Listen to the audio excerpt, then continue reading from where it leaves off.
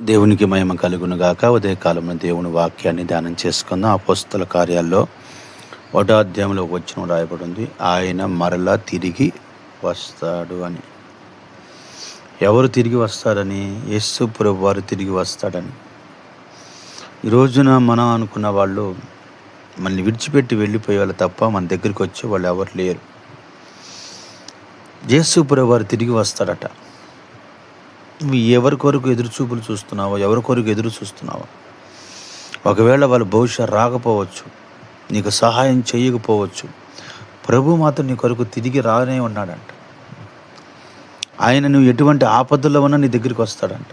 ఎటువంటి అనారోగ్యంలో ఉన్నా ప్రభు నీ దగ్గరికి వస్తాడట. నిన్ను కన్నవారు, నీకున్నవారు నిన్ను విడిచిపెట్టిన ఆయన విడిచిపెట్టడండి. అందుకనే బైబిల్లో రాయబడి ఉంది, యెహోవా కొరకు ఎదురు చూసి వారు నూతన బలాన్ని పొందుకున్న వాళ్ళంట. అబ్రహాం ఎండవేళ యేసు ప్రభు కొరకు ఎదురు చూశాడు. ఆయన ఎదురు చూసిన చూపులకి ప్రభు వారు వచ్చాడు. అతని జీవితాన్ని ఆశీర్వాదకరంగా మార్చాడు. అతని బిడ్డల విషయంలో ఆశీర్వాదకరంగా మార్చాడు. తన కుటుంబ వ్యవస్థను ఆయన మార్చాడు. ఆయన ఇక్కడి నుంచో అక్కడి నుంచో కాదు కానీ పరలోకముల నుండి, పరమండలం నుండి ప్రభు మన కొరకు వచ్చాడని ప్రభు మనతో మాట్లాడుతున్నాడు.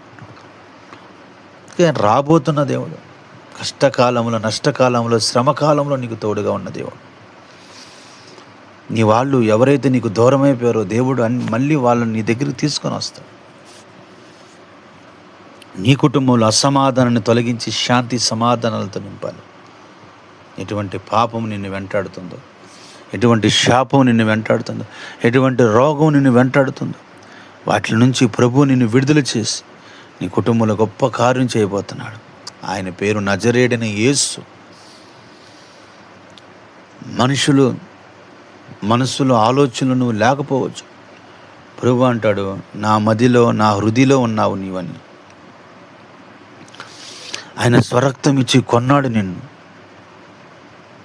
నువ్వు ఏదైతే ఎదురు చూస్తున్నావో, నాకు ఇది సహాయం చేయి ప్రభువా, నాకు ఈ మేలు చేయి నాయనా, నాకు ఈ యొక్క సమస్యల నుంచి కూడా నన్ను విడుదల చేయి ప్రభువా అని ప్రభువుని నీవు అడుగుతున్నావు.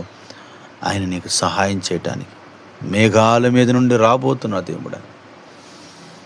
నరుడు కాదు, ఆయన మాట ఇచ్చి తప్పటానికి. ఆయన జీవము కలిగిన దేవుడు. నీ పాపాలని, నీ శాపాలను తొలగించి నీ కుటుంబ వ్యవస్థను మార్చే దేవుడు. ఆయన పేరు నజరేయుడైన యేసు. పరిశుద్ధులైన తండ్రి, నీకు స్తోత్రాలని బిడ్డలైన వాక్యంను వారి హృదయంలో ఫలింపచేసి దీవించమని యేసు పరిశుద్ధ నామములో ప్రార్థన సమర్పించి